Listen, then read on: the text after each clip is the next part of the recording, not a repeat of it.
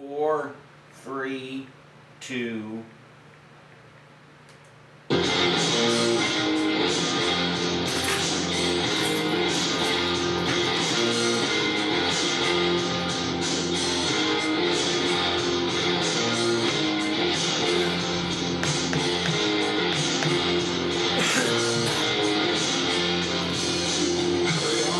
Joe, did you put this on?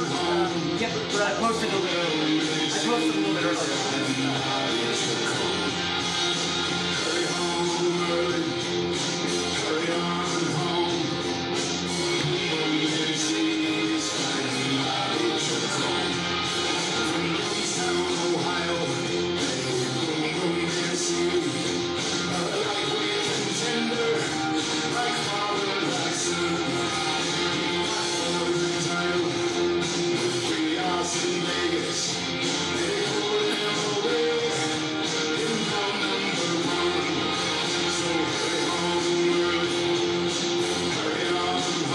Show.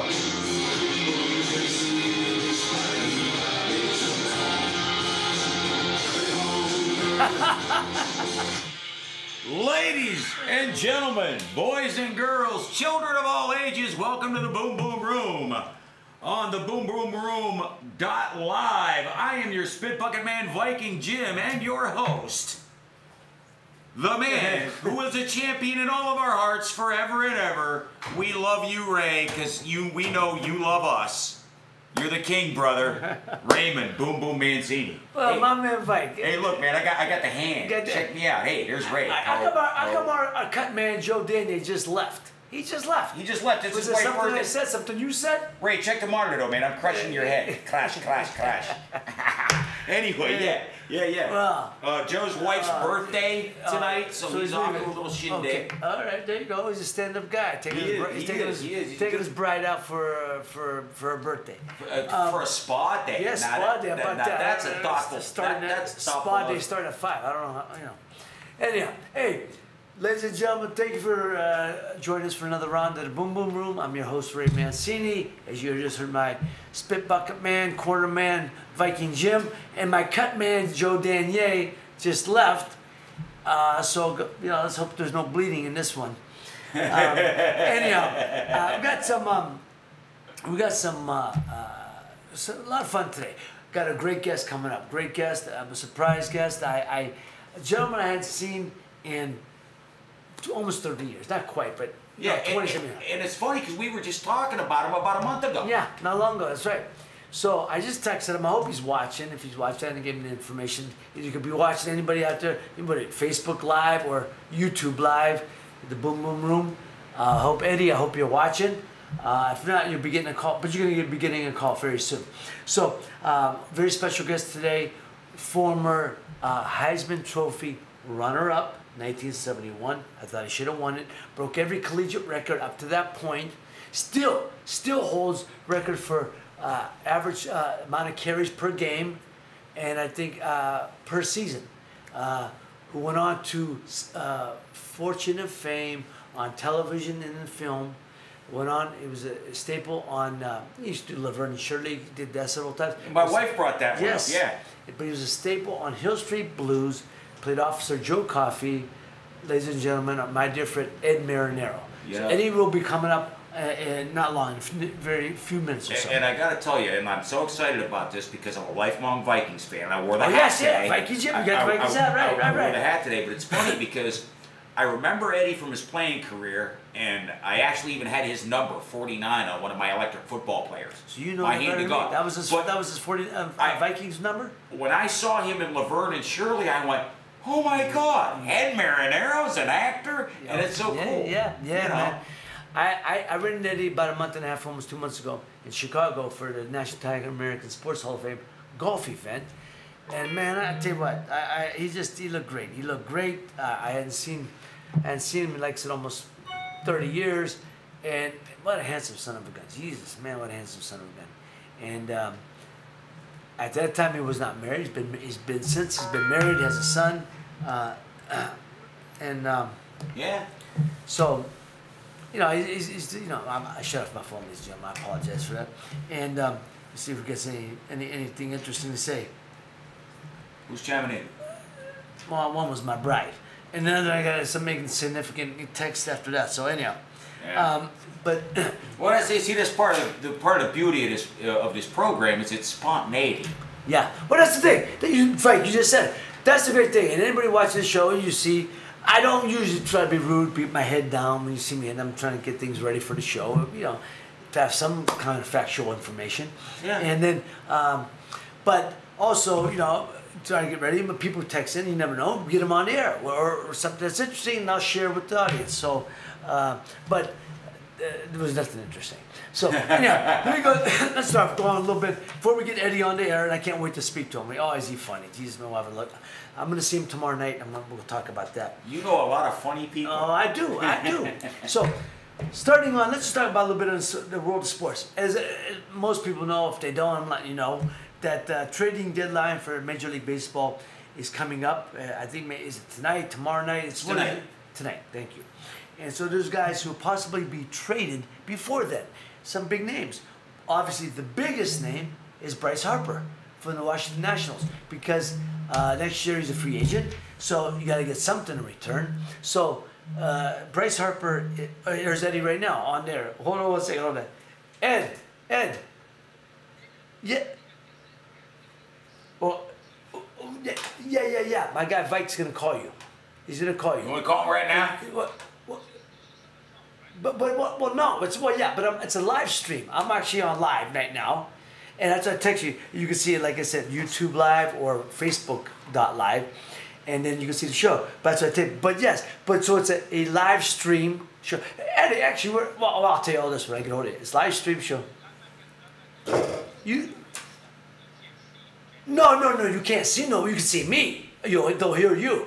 They'll see me. They're watching me, but they'll hear you. We'll figure the Skype out later, right? Okay, yeah. Okay, so you know what? Let's go. Eddie, you ready? Because we'll call you in a few. We'll call you right back. Okay. My guy Viking's gonna call you right now. Okay, Let him finish up his story, and I'll call you. Yeah. So that was Eddie Mair. He said, "How do I do this?" He didn't know if he was gonna be on there. I said, "No, you can't. They'll see me, hear you, and but you'll see Eddie. Anyhow, hear Eddie." But as I said, ladies and gentlemen, I had seen Eddie in close to almost 30 years, and we were at the National Time American Sports Hall of Fame golf event a couple weeks, month and a half ago, and I seen him. He looked great, and great talking to him, and like I said, a great football career. He was drafted by the Minnesota Vikings. I didn't realize he played about 7 years. He played 5 years for the Vikings. He played a year with the Jets and a year with somebody else. I have to look that up because I forgot about his stint with the Jets because I was wondering that because after he left the Vikings, I was tracking him. 7 years, he did it the right way. You know, a lot of years football, he didn't, and I'm going to talk to him about that. 7 years, nice pension. Then you got an acted in several episodic stuff, and then of course he was a staple on Hill Street Blues as Officer Joe Coffey, who was the partners with Betty Thomas, and from then just great career and great, just a great guy, and I can't wait. And he's waiting for us, so I'm gonna give him a call. Are you gonna need the headphones for that? Probably, yeah. Probably, I bet you. Yes. You think I hadn't been doing this kind of stuff for 20 You're right. years, right? All right, you want to give it a try? Yeah, let's give it a call. Let's give it a whack. And then he's gonna get a recorded message here real quick. Hello. And then Eddie. Wait a minute. Yes, sir. You're on. How are you? Okay. Good. There we go. Vike, he's on. All right, outstanding. Okay. Oh, Eddie, I didn't know you were on, but thank you, Eddie. I can't thank you enough for joining us. I was just explaining to the audience that I had seen you, I don't know, it was close to 30 years, not quite 30 years, but close. And then we run into each other about a month and a half ago in Chicago. And I said, it was great to see you and catch up with you. And I'm actually going to see you tomorrow night. All right. Yes, you are, and I have a nice dinner planned for you, buddy. I appreciate that. And ladies and gentlemen, just so you know, tomorrow night I'm going to Charleston, South Carolina. My bride's daughter is getting married this weekend, this Friday night. And we were talking, and he said he's in Charleston. I said, oh, I'm going to be there in about a month. And of course, he said, well, you're going to invite me for dinner. And now, but you're the one who likes to cook, right? So you're cooking his dinner. Oh yeah, baby. We're not going out here. I got my house is the best restaurant in town. Ah, beautiful. Can't wait. Ed, now Ed, I was telling the audience a little. First of all, let me explain to you. We're an international show. This is true. I have my cousins. I got people who listen from Birmingham, England. I got family who listen in Venezuela and Italy. So yes. And my man Viking didn't walk by. They call him Viking. I gotta show Ed the hat. Because he's a Viking hat. He's a Viking fan. Hey Ed, real quick, I gotta tell you, man. When I was a kid, I had an electric football set with the Vikings, and I had number 49 on one of my running backs, brother. You heard that, Viking? Oh, right. Yeah, you heard that, right? God, yeah. you're making me feel old. He's making him feel old, right? Yeah. Making him feel old, jeez. So, and Eddie, so I was giving everybody a little background. So, 1971, you're Heisman Trophy runner-up. You went to Cornell. And how about that? You went to a Ivy League college. That's beautiful, man. That's impressive to me. I really. Thank you. I'm headed up there this weekend. After I see you, I'm going up there to play in a little fundraiser for the football team, a golf tournament. So there you get go. to see all my old teammates. Sure. Yeah. It's always fun. But that was something at that time. I don't remember anybody up to that. And I'm a sports fan. I don't remember anybody up to that point from an Ivy League doing the things that you did. You broke every collegiate record up to that point. Still have the record, I think, for average carries per game, the carries for a season. I mean that's impressive, man. And then highly impressive. Yeah, and actually you got some smarts too. How about that? That's even more impressive. Yeah. No, I remember. No. Correct me if I'm wrong. You were not born in Jersey. You were born in Germany, right? Am I mistaken? No. Mistaken. I was born in Manhattan. Oh, you were born in Manhattan. What was that thing? Who's it? Somebody I was reading just was born in Germany, but they're raised. Born in Germany, raised in Jersey.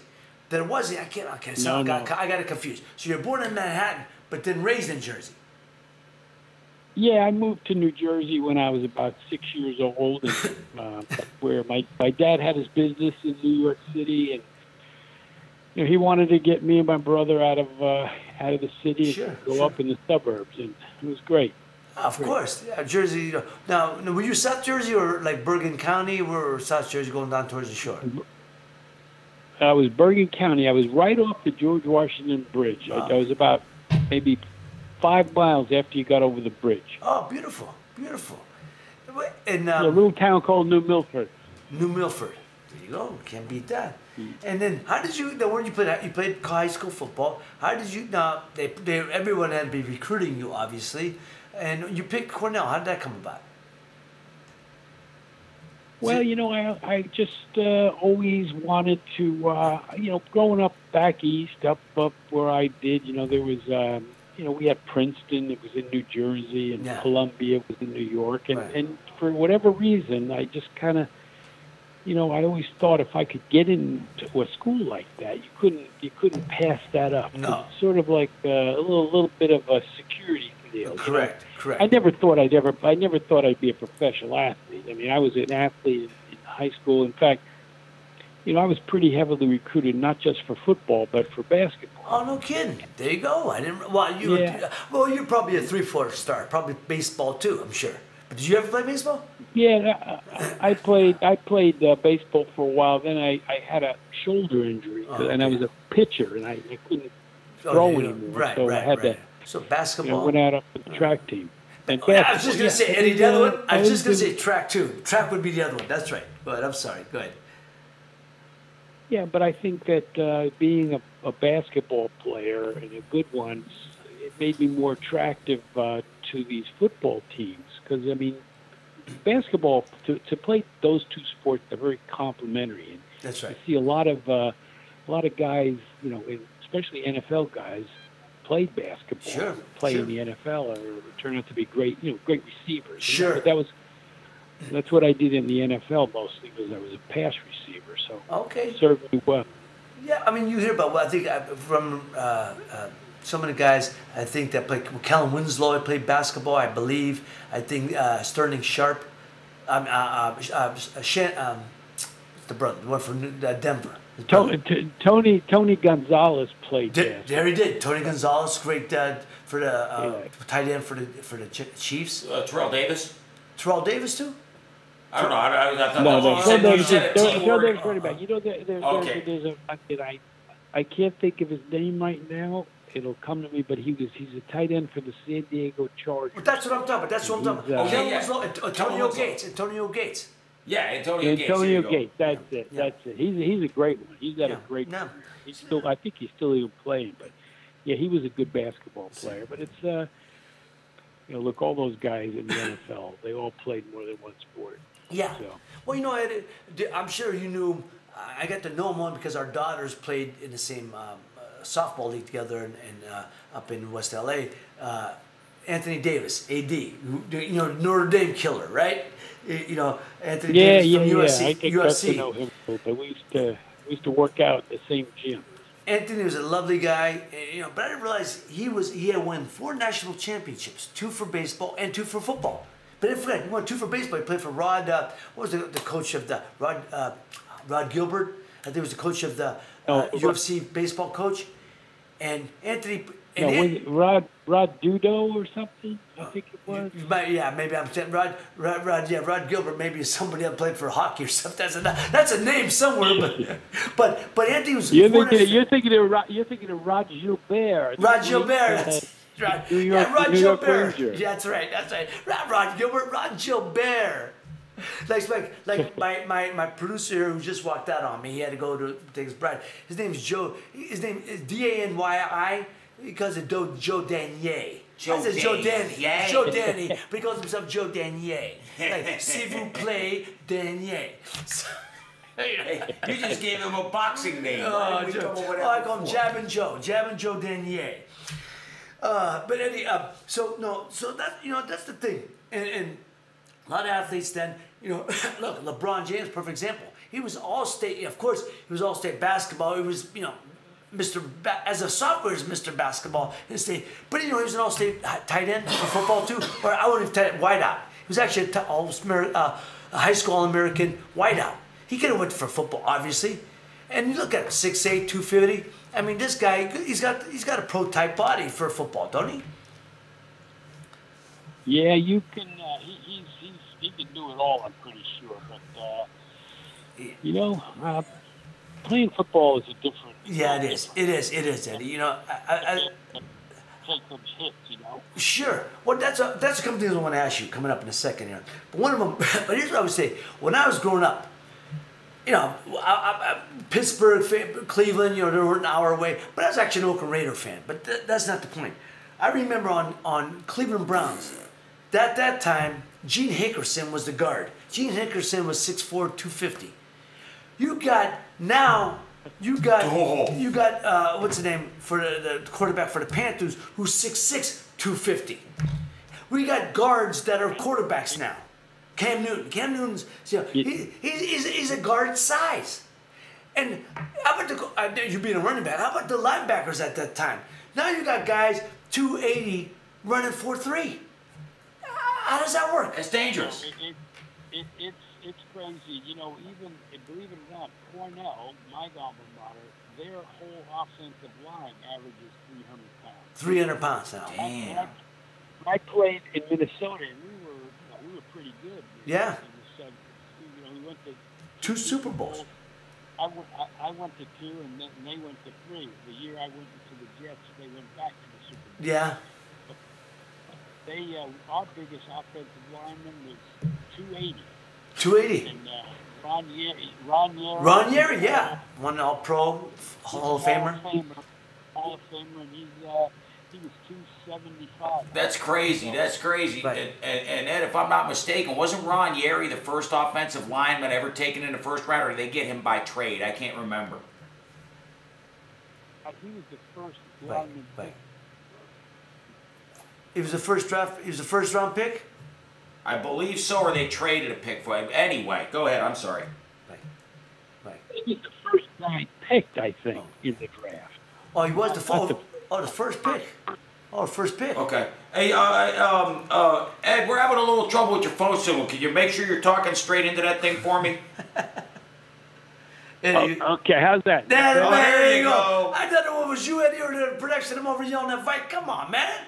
We're supposed to be a high-tech team over here. Supposed to be high-tech. We used to be no expense. Eddie, I'm living like I'm like a victim. I'm in a dungeon over here. They got me living like a victim over here. Ed, I got to tell you, everything over here is put together with duct tape and baling wire. Oh Those are always the best. They're always the best like that. Oh my God, I'm like a victim. But yeah, it's funny anyway you brought Yeri up because a friend of mine just gave me a gift. It's an autographed Ron Yeri jersey from when he got inducted in the Hall of Fame. So I love that guy. But yeah, you guys are right. The size of these guys now compared to when you were playing, Ed, it's insane. Now, Eddie, let me ask you something. They're a bunch of freaks. Oh yeah. Well, you got guys like I said, you got the linebackers that are around 250, 260, and are running 4.3, 4.2. I mean, look at even the DBs. A guy like Richard Sherman, but what's the other guy for the safety for the Kim Chancellor? Kim Chancellor's like 250, isn't he? 230, 240. Yeah, those guys. Those guys are just they're great athletes. Playing a defensive back position, you got to be really. That's probably the hardest position to play in football. Right. I mean, you can look really bad sometimes, but you're playing against some of the greatest athletes in the world, and you have to try to stop them. Right. It's quite a challenge. But they're great athletes. Now, Eddie, when you guys were in practice, you run up against the first team defense, the first team offense go against the first team defense. Is that how they did it back then, or still do? Or no, they don't want no hitting. We didn't. Every coach is different, and my coach Bud Grant, who was a great Hall of Fame coach, he didn't believe in hitting. It's sort of like he was way ahead of his time, because I think that's what you're seeing. The tendency now is to, because of all these concussion issues, right. To really eliminate all that hitting unless it's game time. But I always felt that you could wear a team out if they did too much hitting during the week. And you wanted them to. We were hungry on Sundays. We really wanted to get out there and hit somebody. Right, but if you're doing it all week long, I mean, you just get beat up. You can't do that. Right. And some coaches, feel like that's the only way you can really toughen your team up. And Bud Grant had a veteran team, and he wanted to keep everybody healthy. So we didn't do a whole lot of hitting, even during training camp. Smart, very smart. Now, and funny you're talking about hitting. Now, obviously with the concussions and everything. Look, like I said, even in boxing, but a little different. You guys constantly. Nobody knew the ramifications of when you get dinged. You got like a friend of mine asked me. He said, "Do you ever suffer any concussions as a fighter?" I said, "No." He said, "Did you suffer many concussions training in a fight?" I said, "No," which just shows you how many I suffered from, because I didn't even think I had any.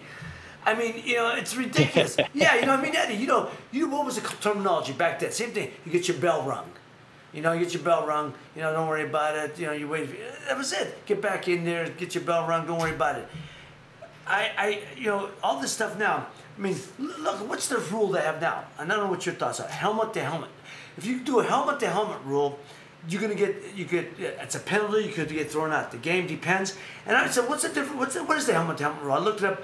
It said if you lower your head to tackle, it's a penalty. So they want you to tackle with your shoulder or face up. If you have your face up, it's not going to be considered a penalty. Tackle with your face. I mean, I understand, because now there's so many brutal hits. Helmet to helmet, take a guy, knock a guy out. You could damage a guy permanently, and I got all that. But wasn't that going on back in your day too? I mean, no, I don't know. When I played football, I was taught to tackle with your shoulder, but then as you progressed in high school, they taught you to put your helmet in the middle of the chest. I don't know. Am I wrong? Yeah, well, I think they want. It's going to be a tough call for officials to make, because it happens so fast that you can really, you're going to get helmet to helmet, inadvertent helmet to helmet. Inadvertent, that's right.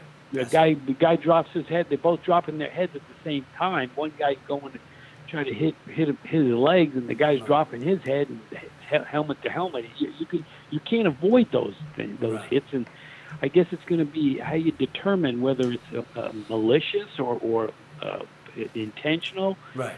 It's that's going to be a really, really tough call. Sure. And I mean, the way they always teach you to tackle with your face, but You know, and that's because the equipment is designed to, help you from your head going back. I think when you really get hurt is when you have your head down and get hit on the back of the head. Right. That's the dangerous part. Eddie, you played 7 seasons, I believe, right? You went from the Vikings to the Jets. 6. Six. Oh, 6. Okay. You played 4 for the Vikings. 4 or 5? 4. No, 4 for the Vikings, one with for the the Jets, Jets. and 1 year with the Seahawks. Seahawks. I couldn't remember who the second was. Well, let me ask you. So, when you finally said, "Okay, enough is enough"? What made you know that it was time to walk away? When your body tells you that, or your mind tells you that?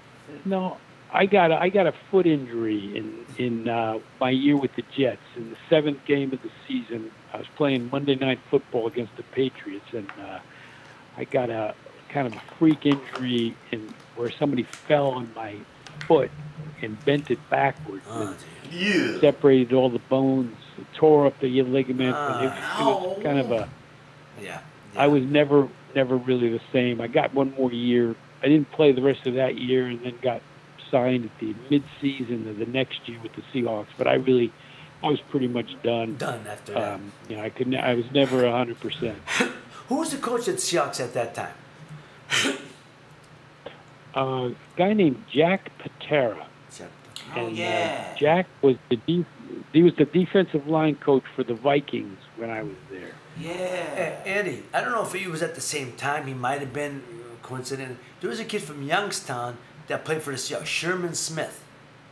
I don't know if he was there at that time. I know, Sherman. I knew Sherman Smith and I were teammates. I knew Sherman. Okay. Sherman was there the first few years of the franchise. I think he was their #1 draft pick, if I'm not mistaken, when the expansion draft happened. Yeah, he might have been.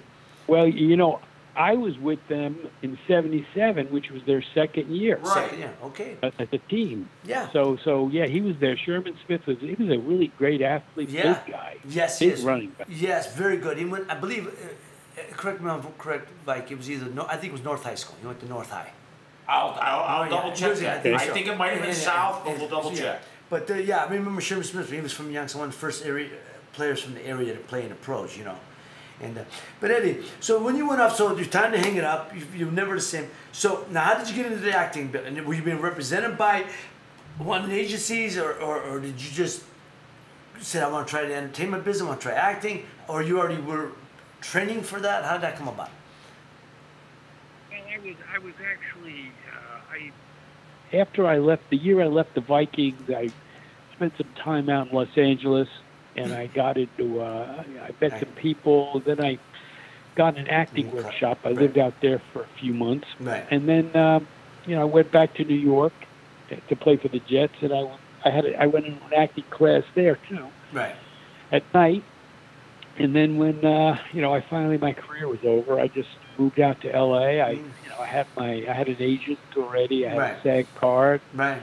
I was ready to rock and roll. There you go. And it was, yeah, I mean, I had nothing. I mean, I could have gone and worked someplace, but I single. It was just me, and I was able to take the risk. I think 28 years old, and I just said, let me go out and see if I can do anything out there, and it worked out well. Yeah, it worked out very well. Like I said, you did a lot of TV. If you look at, I seen your IMDb, and did a lot of television, episodic stuff, and then you, of course, before you got the role, then you got the great role in Hill Street Blues of Joe Coffey. Now, Joe Coffey was a real cop in New York. The name, did you meet him? Joe Coffey? You know what? I think I did meet him once, but I know, he was a real cop. He's a real cop. He's always the one that having to go on the A&E when they talk about the mob, Joe Coffey with the glasses, But who I've gotten to be good friends with? I got to be good friends with. I didn't realize. I think he started with him and Bochco, but I got to be friends with him. Is David Milch? Was Milch part of Hill Street Blues too? Yeah. Right? Yeah. So I've gotten to be friends with David Milch. I did. I just saw David. I was at the memorial for Stephen Bochco, who unfortunately just passed away. Right. Yeah, so I've gotten to be friends with him. We see him at the restaurant, and he still goes by the same restaurant. Where my son works there. My oldest son, second child, is an aspiring actor. But I told you that he's done it the right way. He went to, he went a 4-year program, acting school, the Ruskin School of Theater out in Santa Monica, which is a very prestigious school. He's done a master's program. He's done stage. He's been up for awards on stage, and he just finished his first film. So he's doing it the right way. You know what I mean? He's looking to move to New York. He's looking to move to New York in January. He says, "Pop, I want to do the theater scene," and he's been told, and I kind of figured this, but it just makes sense that actors from New York have a higher, they're much more well respected than those from LA. They just are. Did you find out for yourself that? I've been told that by producers, I've been told that by casting agents, and it makes sense. Because it's a smaller group, and if you can make it out of New York, the theater world is everything. I mean, I love doing theater, and I love watching theater. I mean, did you find out for yourself that actors in New York seem to get some type of credibility that, I don't know, LA actors don't get? I don't know. Well, it's a really different kind of acting. Yeah, it is. Stage acting and film acting are really kind of different. Absolutely. Absolutely. I think you develop skills on stage. It's really different. I've done some theater, and it's exciting. Yeah, it is. You work in front of a live audience. I've done a couple of sitcoms where you actually film in front of a live audience. Right. It's very you're feeding off the audience. But when you do TV or film, it's much more subtle. And, in a little box, which is the camera. You have to.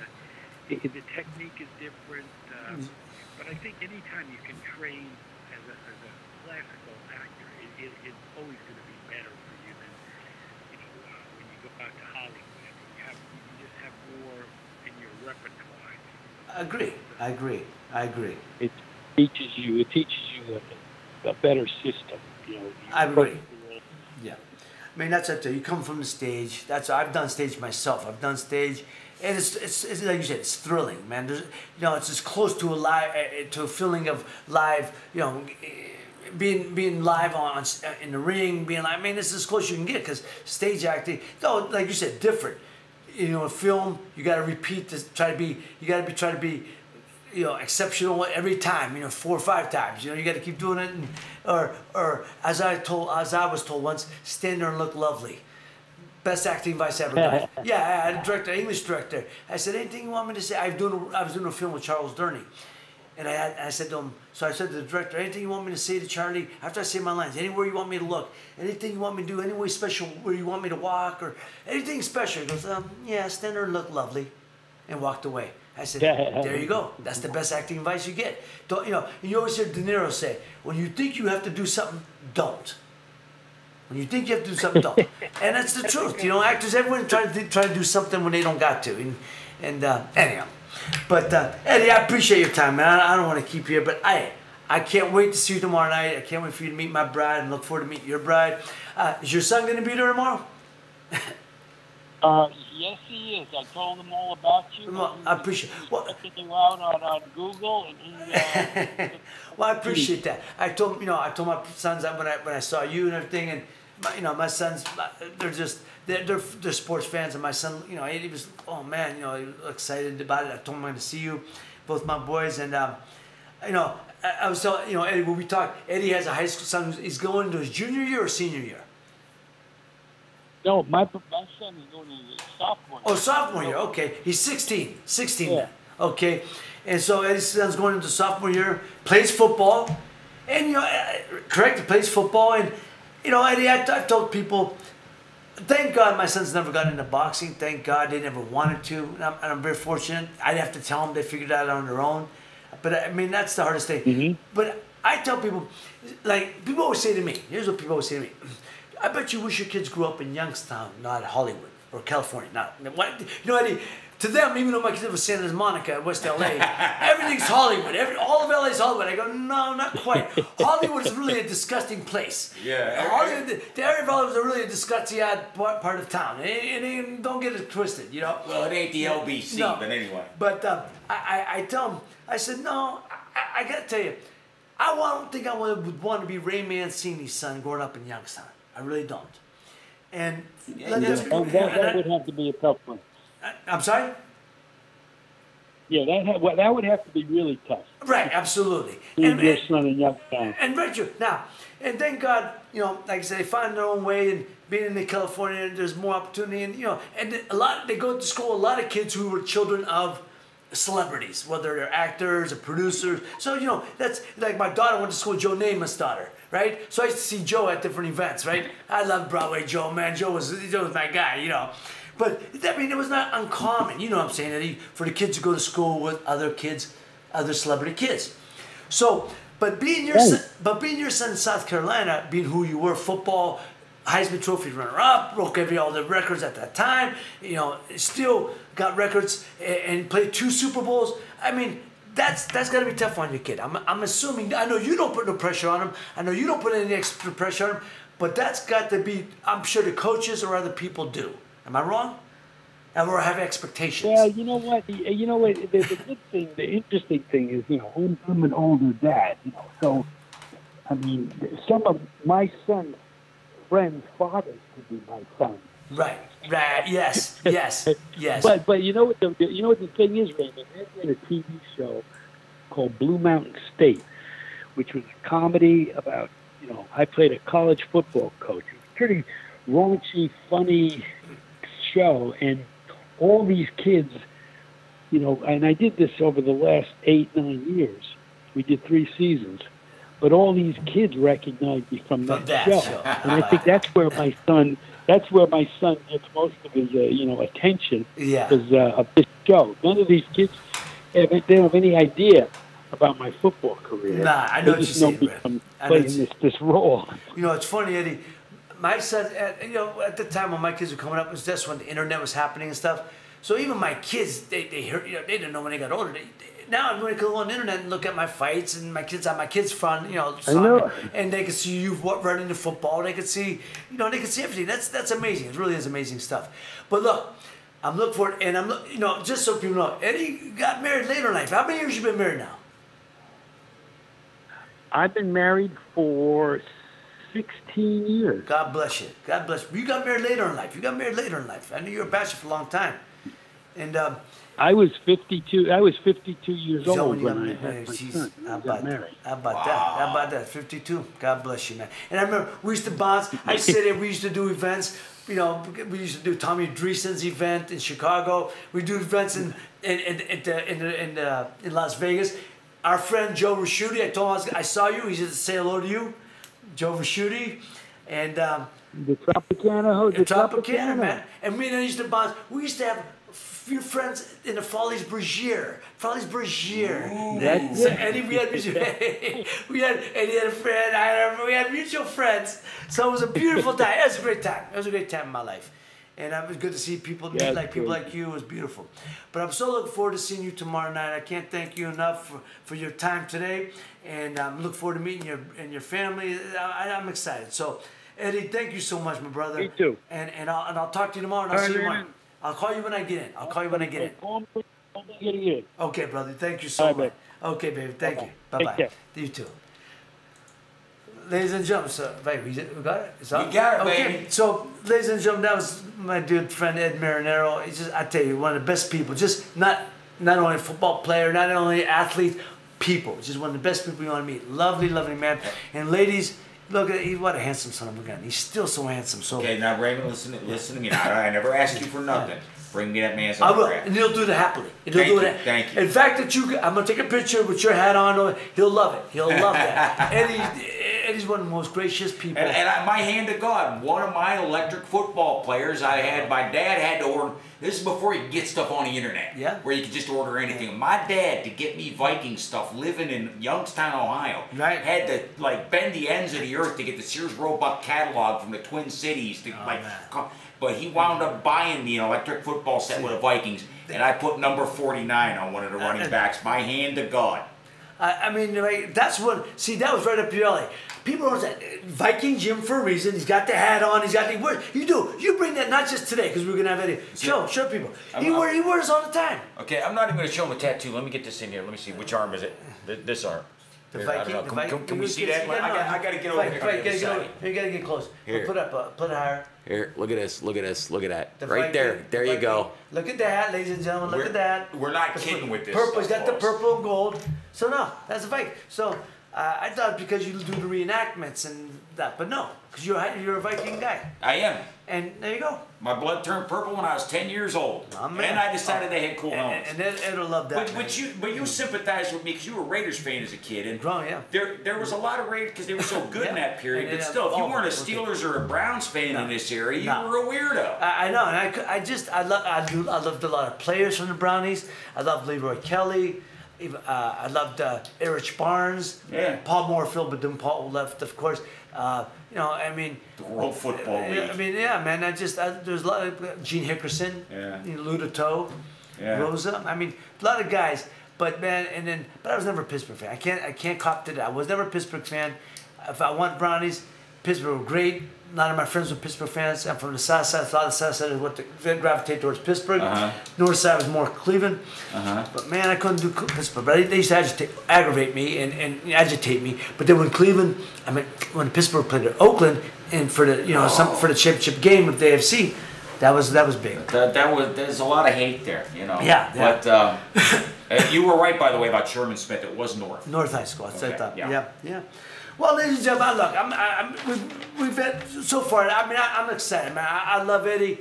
Believe me, I hadn't seen him. I'm so happy when I saw him. Man, just go online. Ed Marinero. I got to check out that Blue Mountain State. I never saw I didn't see it. that. I didn't know he did that. I saw it on his IMDb. I said, "What is this?" But I don't know what network because I'm gonna have to check it out too. Yeah, no question. Because Eddie's a funny guy. Oh yeah. And that's fun. You know a lot of funny people. Yeah. He's a funny guy, man. You attract yourself to funny people. But you wouldn't think he doesn't try to be. He's not like he just when he tells stories. He's like Ed ONeal. Ed just tells funny stories. Yeah. And Eddie and Ed know each other. I told oh my God, I love to be in that room. How about that? And they're Eddie ONeal's a couple years older, but Ed goes. Ed goes. Yeah, did he get to try with the Steelers? I said, yeah. He made it to the last cut. Yeah. And that, for ladies and gentlemen, lots of people do know. A lot of people don't. Ed ONeal from Youngstown, married with children, modern family now, was in a 1970s training camp with the Pittsburgh Steelers as a linebacker. Same camp as Joe Green, Terry Bradshaw, and those guys from that whole era. Eddie was in camp with, and he got cut the last cut. Yeah. Almost made it. But when he got his... But that's a hell of a hard group to break into. Eddie, that says a lot about Eddie. How about this? Eddie's telling the story to my son. Eddie was telling the story. I got to share a story. I don't remember this, and I've said this repeatedly. I don't remember it quite like this, but Eddie says he swears by it. He's telling my son, the first time he met me, I remember meeting him, not quite like this. It was down at the YMCA. Downtown, here in downtown Youngstown, not far, right behind, right over there.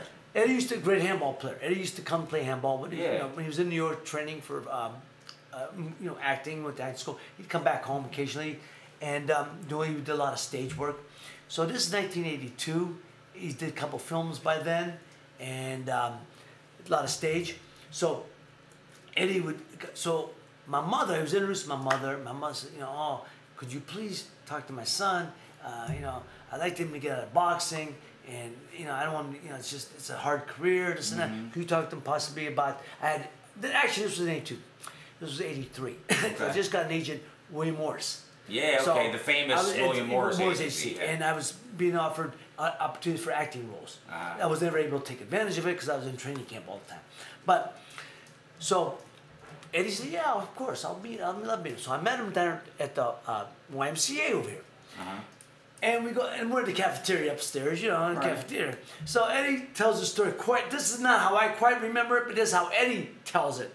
And it might even be better than Eddie the way says, I come in, I had the shirt open, which is true. I had the 3 chains, the big, the gold. That was happening. It was the early 80s, man. Shirt down here, And, you know, I had my red pants on, white Having shoes. the time of your life with the VIP. Exactly. My man knows the joints. I used to bounce. So Eddie says, come in, and he sat down, he says, and my mother introduced us already. And he says I gave him a half-assed handshake, you know, like, you know, the dead fish. Yeah. The dead hand, you know. Yeah. I don't remember. He says I gave him, like, you know, just yeah. He said, yeah, nice to meet you. And he said he's talking. My mom said, well, Eddie, can you tell me? He said, well, you know, sure. He said, well, Ray. He says, I'm looking around the room. He said, I'm looking at my watch. I don't remember. I know I've been probably was arrogant, but I don't know if I was that arrogant to do that with somebody. Well, you were a young man. But he says, but then he told me, he said, you know, and I'm looking at your father, and I'm trying to talk to him, and he ain't paying attention. And he's looking at me like I'm a $1.45. I'm 250 at the time. He's a $1.35. He's looking at me like I'm a $1.45. I'm looking at this kid going, you gotta be out of his mind, man. I would have said, and I'm laughing because I don't remember it, but he says, yeah, he says, I'm like looking at him like who's this guy? He's like, you know, he's just looking at me like I'm a $1.45. Yeah. I'm 250. He's looking like I'm a, you know. Oh, you're thinking to yourself, yeah, I can tell this mook went to I Ursula. said, I told Eddie, not because I think you were small and that you were looked. I didn't think that he was smaller. I just thought of myself as bigger. Ah. Well, so you know, he went to Ursula and you went to Moody, so that's where the root lies right there, kid. So that's true story, folks. True story. That's hilarious. But that's funny, yeah. But anyway, but they knew each other, Eddie, and they have, you know, they tell send my love, you know, send my best, because Eddie, Ed was on the top series. Eddie was on trying to get into, you know, acting and stage, doing a few episodic stuff, and I think I told you, I told the story before. I'm gonna tell it again for those who hadn't heard it before. First thing Eddie ONeal ever did was 1984, Miami Vice. Yeah, so, yeah, that's right. And I think I told you. And so he's working, and he's playing head of a gang, you know, street guy, head of a gang, street gang. And the scene was for Don Johnson and I forgot the guy, other guy, Don Johnson, Philip Michael Thomas. Philip Michael Thomas, thank you. I'm surprised I came up with it. Yeah, about that. And the scene was for Philip Michael Thomas to grab Ed, bang him around, knock him out, smack him around, knock him out. So they give Ed the side. This is what's impressive. Usually when young actors, when you're young, you'll do anything. Oh, okay, yes sir, no sir. Yeah. So they give Ed the script, and he's looking at the script, and he sees the scene where this guy, because usually a lot of times they change the stuff, they change the scene. Eddie read the script, of course, with it, but they change the scene when you get on set. They're looking at it, whatever it was that they changed a little bit, where Phil Michael Thomas is going to smack Eddie around. So Eddie go, Ed, is everything all right? He goes, no. They go, what? He said, no, what was the problem? He said, the scene, you have Phil Michael Thomas smacking me around. He said, that ain't never gonna happen. What? You know, that would never happen. What? But this is acting, of course. It's pretend. He said, no. First thing they teach you in acting school, which is true, you don't have to convince the audience. Don't have to convince the audience. If you got to convince the audience, you lost them. So no, you know, nobody's gonna believe this. But Ed, it's acting. He's the star. I don't give a shit. I said, I don't care. He ain't smacking nobody around.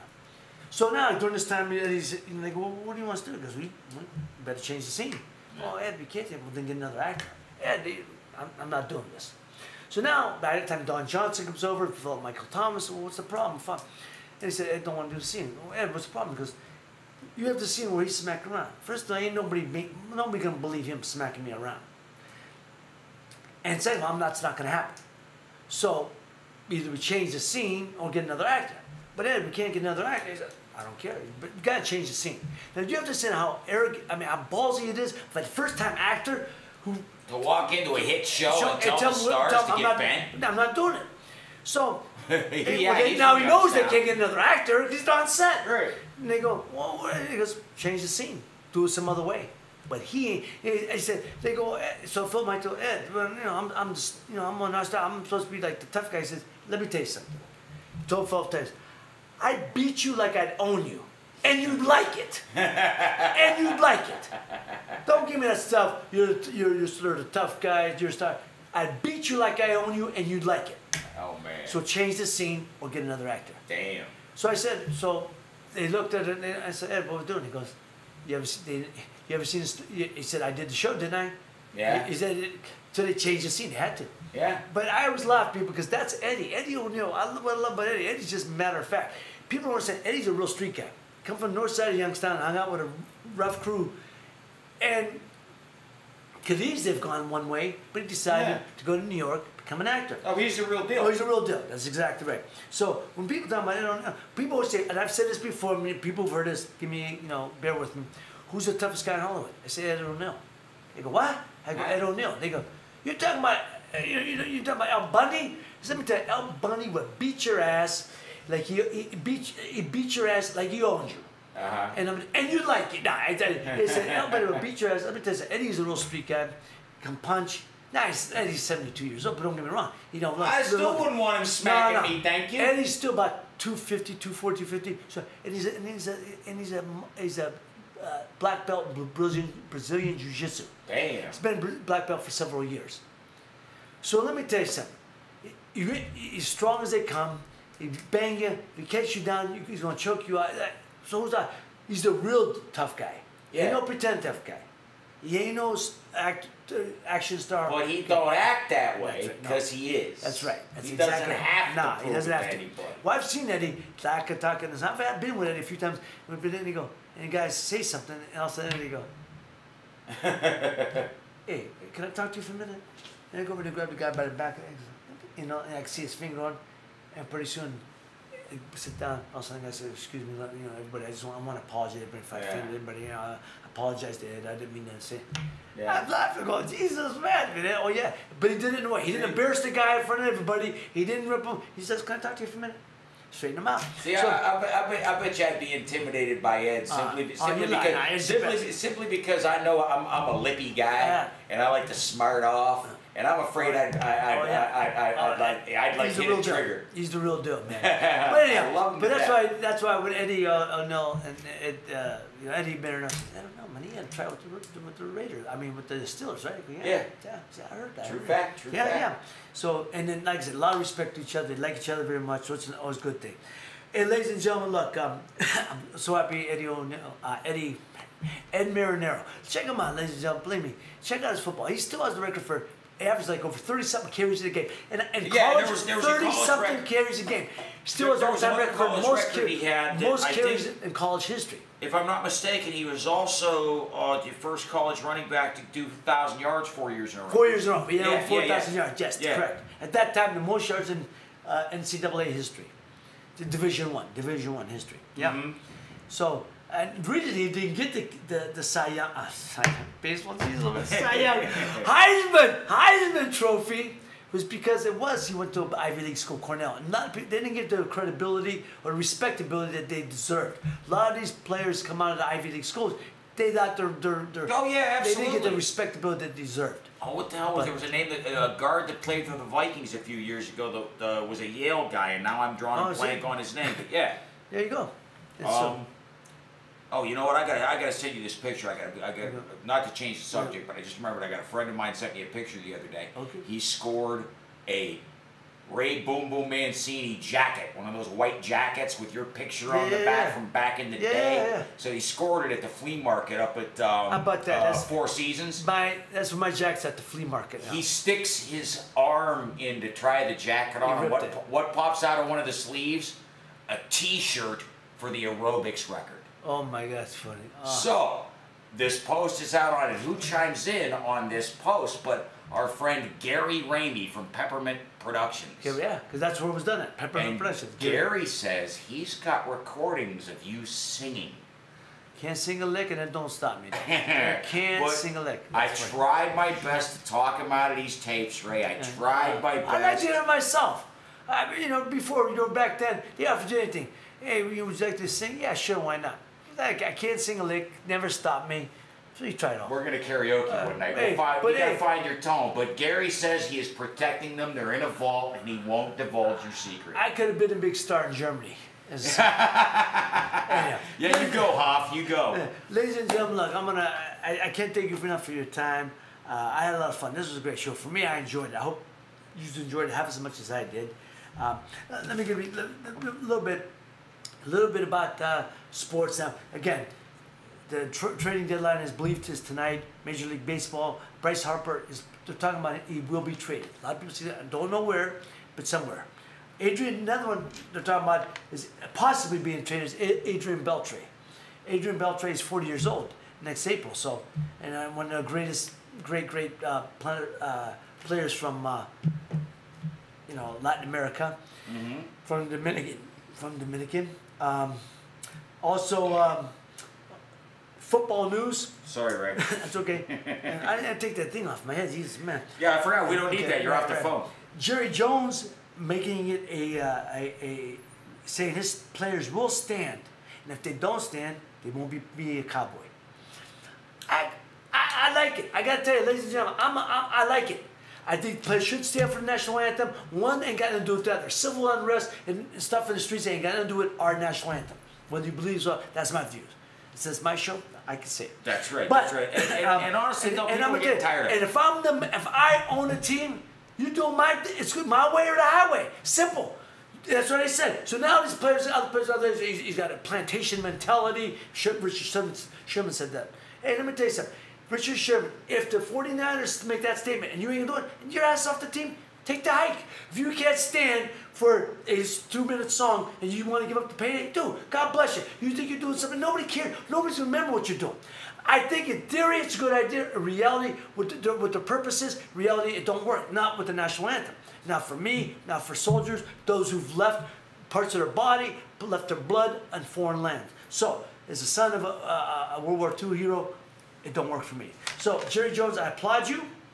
And I'm telling you, if it was Al Davis, he'd be the same way. A lot of these guys. Jerry Jones, not with his players at one game, but he's changed his view. It's okay. Did it. Now we stand. They will toe the line, or they will not be a Cowboy. You know what? I like the way that the Cowboys did it because they knelt before the anthem, but when the anthem started, they stood up. That's right. That's so right. it was like, that's we see your point, but let's move on. So I like Jerry Jones, and I'm happy. And real quick, I was going to tell you, I still want to do a show one of these days where we talk about your dad's service in World War II. I appreciate that. I love that. All right, I'm sorry. Go ahead. No, that's okay. That's okay. Other football news, real quick. Stephon Diggs signed for. Now, this is what I love about it. Yeah. With the Vikings. Testify. 5 years, $81 million, but $40 million is guaranteed. This is what I love. Now, players getting guaranteed contracts. Thank Kirk Cousins. Everybody should kiss his ass. Yeah. Kirk Cousins, the first NFL to get a full guaranteed contract. Yep. All NFL players are usually guaranteed was their signing bonus. Everything else had to be earned. This is guaranteed. 40 years guaranteed. Now the NFL stepping up with other sports. And who's Kirk Cousins going to be throwing the ball to? That's right, Stephon Diggs. That's right. That kid's a beast, dude. He's a beast. You know, Kirk Cousins signed with Minnesota this year after living in Washington. Watch out. And most people remember Stephon Diggs is the guy who did the Minnesota Miracle. Got the 61-yard catch last year. His time expired to beat the New Orleans Saints. Ray, when it happens, and it will happen before I die, when it happens and they take that trophy back to the Twin Cities, I will weep like a baby, dude. So there you go. So the helmet rule, you heard about Eddie's thing, you know, lowering your head. That's just it. Helmet rule, lowering your head is a penalty. Tackle with your shoulder, face up. They're gonna run a lot of controversy. It really is gonna could cost people games. Could you know what the books are gonna have a lot of problem with that. Vegas gonna have a lot of problem. A lot of the private books are gonna have a lot of problems with that one. That's gonna be because it's such an instantaneous thing, and you can't. Yeah. And it ain't rugby, man. Yeah, that's right. Also, guys who have been traded before the guy Tommy Pham from the Cardinals got traded to the Tampa Bay Rays for a couple of minor leaguers. So Tommy Pham had a breakout season in 2017 for Cardinals. You know, he batted over 300, 306, 23 homers, 25 stolen bases, 25 RBIs, and 95 runs scored in 128 games. So he had a hell of a season last year for the Cardinals, but they traded him to the Tampa Bay Rays.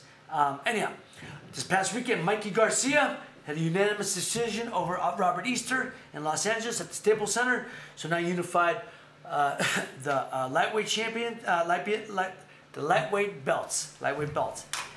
How about this? This is impressive. This is what I admire about this kid. Mikey's won at 126. Won only 2 Mexican fighters to win at 126, 130, 135, and 140. He tied Juan Manuel Marquez is the only 2 fighters to win him, and Manny Pacquiao.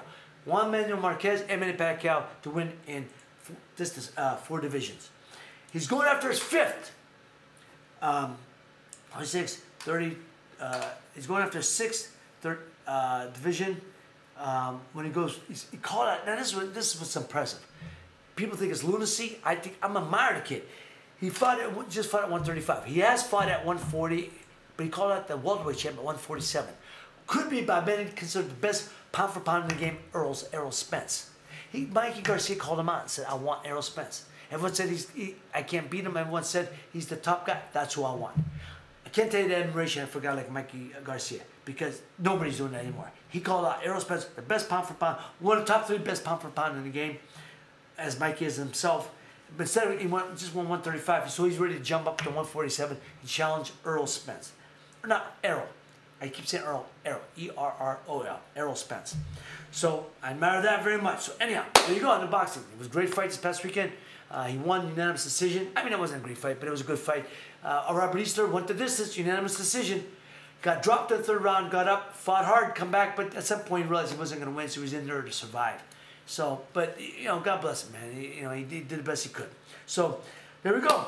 That's it for this version of the Boom Boom Room. Hey, Ray, let me hit you with a couple of things real quick. Right. Checking in on the Facebook is Anna Dean says, class act. Thank you, Our Anna. good friend Marianne De Lorenzo Gay said that was a cool story about Ed ONeal. Carl Galterios chimes in and says, Iceman says hello. My man, Iceman's the best. Michael Pearl says, hey, Boom Boom, looking good. You still got it. Thank you. And talk about Carl Galterios. We call him the Iceman. Ice is one of the fastest white boys you ever want to see. He won the city 100-yard and 220. City's series. Wilson. Yeah. His senior year, which was 77. Woodrow Wilson. Yeah. He's like Fast Freddy, an alum from Woodrow Wilson High School. Ice won the city track and field 100 and 220. Wow, cool. There you go. So, fastest white man I ever seen. So, ladies and gentlemen, thank you so much. Appreciate you listening in for another round of the Boom Boom Room. If you enjoyed it, I hope you'll come back.